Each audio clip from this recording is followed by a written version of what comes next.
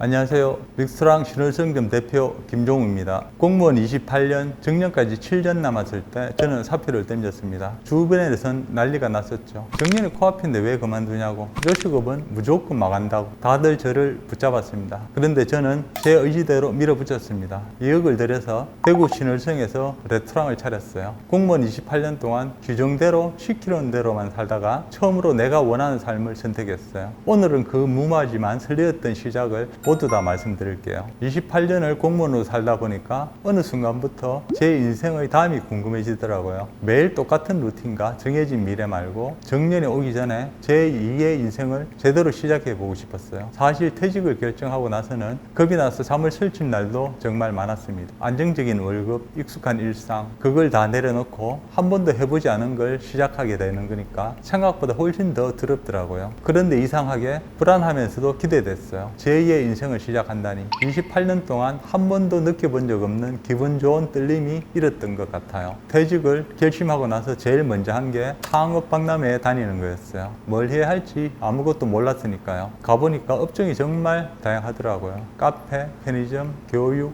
요식업까지. 카페는 이미 포화 상태라는 얘기를 많이 들었고, 편의점은 본사 의존도가 너무 높아서 내가 뭔가를 직접 만들어가는 느낌이 없을 것 같았어요. 그 중에 요식업이 가장 눈에 들어왔어요. 제가 사실 몇 년 전부터 요리에 흥미가 생겼거든요. 그러면서 외식을 할 때도 예전이랑 다르게 보이더라고요. 그때부터 외식을 가도 플레이팅을 분석하고 맛의 비결을 고민하는 저 자신을 발견했어요. 이미 제 머릿속은 요식업 장사를 준비하는 사람처럼 돌아가고 있었던 거죠. 요리를 시작한 건 아내가 몸이 안 좋아서부터예요. 가족들의 밥을 제가 차려야 했는데 처음엔 진짜 아무것도 몰랐어요. 칼질도 못했고 찌개 하나 끓이는 것도 버벅댔어요. 그래도 해야 하니까 했어요. 유튜브 보고 책 사서 읽고 따라서 만들어 보니까 그러다 보니까 조금씩 재미가 붙더라고요. 요리 학원을 다닌 것도 아니고 직장 다니면서 틈틈이 한 거라 실력이 확 늘진 않았어요. 그냥 조금씩 꾸준히 사왔죠. 찌개에서 시작해서 파스타, 필라프, 스테이크까지 그 과정이 4년이었어요. 지금 생각해 보면 그 4년이 없었으면 레스토랑을 열 수 없었던 것 같아요. 4년 동안 요리 공부만 한 게 아니에요. 시장 조사도 했고 여러 업체를 직접 방문해서 어떻게 운영하는지도 봤어요. 맛집도 많이 다녔어요. 먹으러 간다기보다는 관찰하러 갔어요. 플레이팅은 어떻게 하는지, 서비스 동선은 어떤지, 손님들이 어떤 반응을 보이는지, 그 모든 게 지금은 이 레스토랑에 녹아 있어요. 그렇게 4년을 준비하고 나서 계약서에 도장 찍었어요. 계약하고 나서 주변에 말했더니 반응이 다들 비슷했어요. 요식업은 무조건 망한다. 지금 나이에 무슨 식당이냐. 친구들도 직장 동료도 지인들도 다 말렸어요. 그 말이 틀렸다고는 못했어요.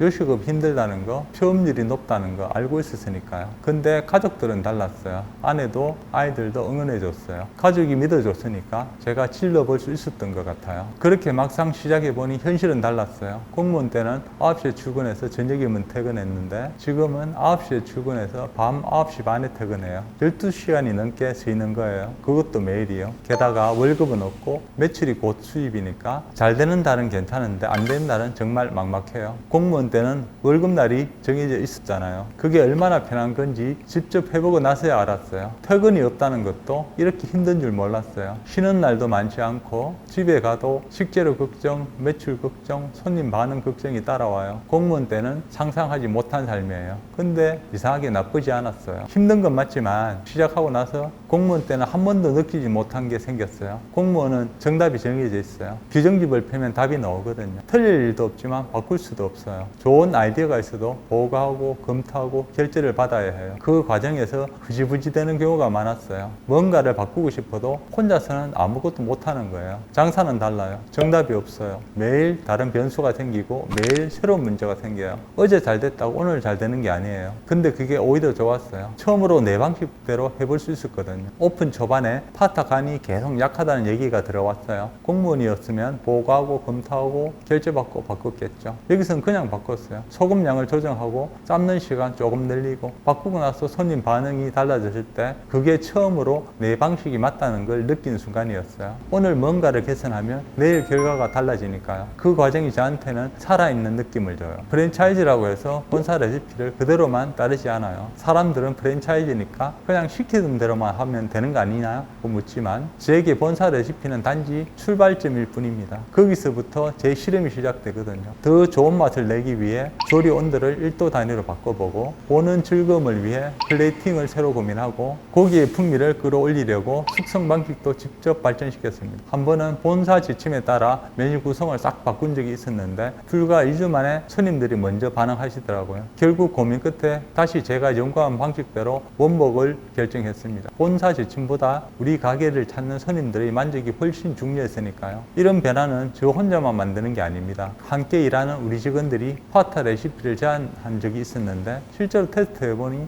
맛의 깊이가 훨씬 좋아졌더라고요. 그 아이디어는 지금 저희 매장 메뉴에 그대로 반영되어 있습니다. 저는 손님이 툭 던진 한마디도 직원이 고민 끝에 가져온 제안도 전부 귀중한 데이터라고 생각합니다. 그런 현장의 데이터들이 하나 둘 쌓이면 단순했던 레시피가 살아나고 조리 공정이 효율적으로 바뀌고 결국 가게 전체의 공기가 달라집니다. 어제보다 좀 더 나은 가게를 만드는 힘은 본사의 두꺼운 매뉴얼이 아니라 매일 주방에서 일어나는 이런 작은 실험과 기록들에서 나옵니다. 그렇게 하루하루 바뀌다 보면 이 선택이 옳았다는 걸 느끼는 순간이 와요. 손님이 맛있다고 할 때, 단골이 또 왔을 때, 내가 바꾼 레시피가 반응이 좋을 때예요. 그 순간에는 12시간 서 있었던 게 아무것도 아니에요. 공무원 월급이 그립지 않아요. 매일 뭔가를 바꾸고 그 결과가 손님 반응으로 돌아오는 것, 그게 저한테는 어떤 월급보다도 더 납득이 돼요. 이 레스토랑은 아직 완성되지 않았어요. 손님 말을 듣는 한 계속 달라질 거예요. 공무원 때보다 힘든 건 맞아요. 근데 오늘 내가 바꾼 게 내일 손님 반응으로 돌아와요. 그게 저한테는 월급보다 더 납득이 됩니다. 공무원 28년보다 지금 3년이 더 깁니다. 그만큼 매일이 새로워요. 다음 편에서는 제가 매일 전날 밤부터 준비하는 수비드 스테이크를 얘기해 드릴게요. 주문이 들어오면 그때 시작하는 게 아니에요. 전날 제가 세팅을 마쳐야 이 스테이크가 나옵니다. 오늘도 끝까지 들어주셔서 감사합니다. 김종욱이었습니다.